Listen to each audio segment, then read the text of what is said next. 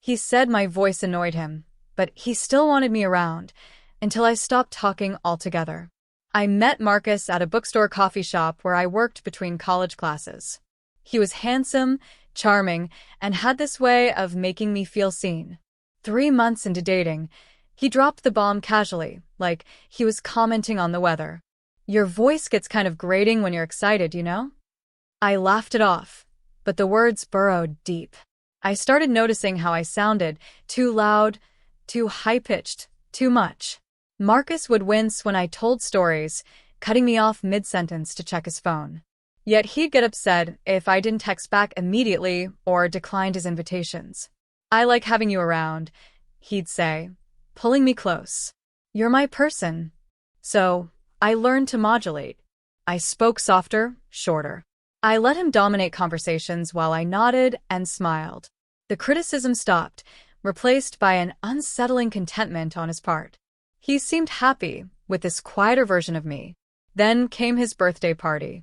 His friends were there, people I'd never properly met because Marcus rarely included me in group settings.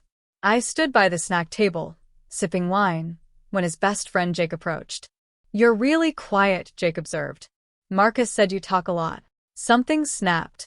I realized Marcus had been telling people I was talkative, annoying even, while simultaneously training me into silence.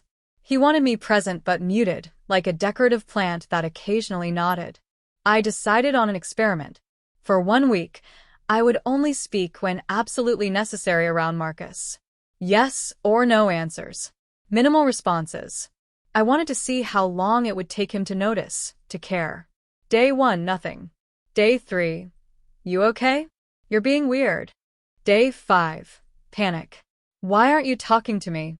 What did I do?" Marcus demanded, genuine distress in his eyes. "I miss hearing about your day, your thoughts. You haven't told me a single story in days." The irony was suffocating. "You said my voice annoyed you," I replied flatly. "I didn't mean that was just," he stammered. "I need you to communicate.